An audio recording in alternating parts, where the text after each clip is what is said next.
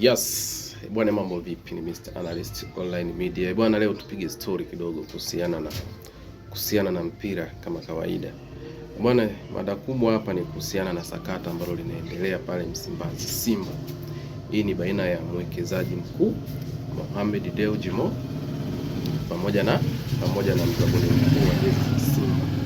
Bwana, issue ni kwenye swala la ujenzi wa uwanja ambapo Jairuti kulingana na mikataba ambayo walifunga na Simba Sports Club ni kwamba atajenga uwanja ambao utakuwa unamilikiwa hisa kwa 100% na klabu ya Simba, basi aina ya Iriza ambalo tunategemea mwezi huu Aprili mwishoni kupokelewa.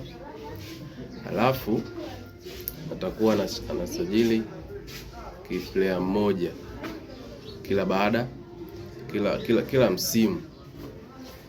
Yes, kila msimu atakuwa anamleta player mmoja, na katika hayo Ino Loemba kutoka Jamhuri ya Kongo ameshasajiliwa pale klabuni, na tunajua impact yake kwenye 100%, basi 70 ni positive impact pale ambapo anapata nafasi. Sasa turudi kwenye issue ya uwanja ambayo imeonekana kuna sintofahamu. Hii ni baada ya mwenyekiti wa bodi ya wakurugenzi ambaye ni Crestus Magori katika press release ambapo alisikika akisema kuwa wamepokea kwa mikono miwili mapendekezo ya Jairuti kujenga uwanja ambao utakuwa unamilikiwa kwa 100% na Simba Sports Club. Lakini wakati huo Mohamed Dewji naye ameleta mapendekezo yake ya ujenzi wa uwanja ambao tayari umeshaanza pale Bunju, ambapo amesema uwanja huo akijenga umiliki utakuwa kwake kwa 80%, wakati wa klabu ya Simba wakimiliki kwa 20%. Just imagine. Lakini sasa mwenyekiti wa bodi ya wakurugenzi ambaye ni Magori katika press release tulimsikia kabisa akiwa ameegemea upande mmoja ambao wamebezi kwa upande wa Mo, huku akiwa anasema kuwa wamepokea vizuri pendekezo la Jairuti la ujenzi wa uwanja. Yes, lakini sasa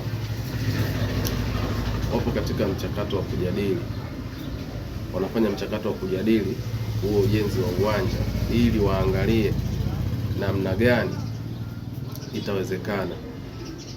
Ikiwezekana basi hela ambazo Jairuti alikuwa anataka kujenga uwanja ambao utamilikiwa na wapenzi wanachama wa Simba kwa 100%, basi zitumike katika matumizi mengine na si uwanja. Sasa hapo hebu fikiria, mtu anataka kujenga uwanja ambao nyie mtaumiliki kwa 100%, lakini nyie mnasema hapana.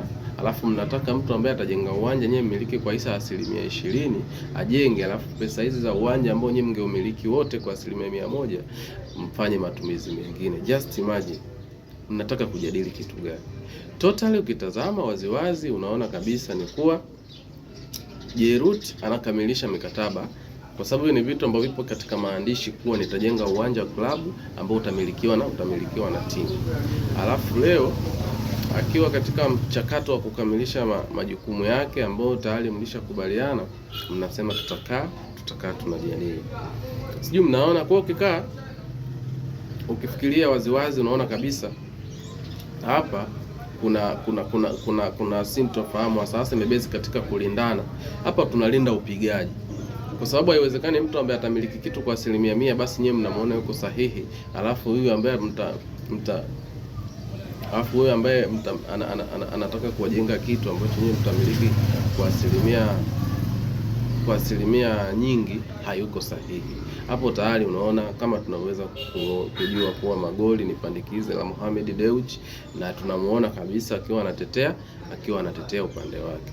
Hebu Simba tuamke. Hapo tukumbuke kuwa mwaka 2021 kulikuwa kuna issue ya kuchangisha hela ili ujengwe uwanja, na pale Mo aliahidi kutoa bilioni 2, lakini mpaka sasa hakuna ambacho kimefanyika, na sidhani kama kuna mtu amehoji kuwa hela ziko wapi. Je, zile bilioni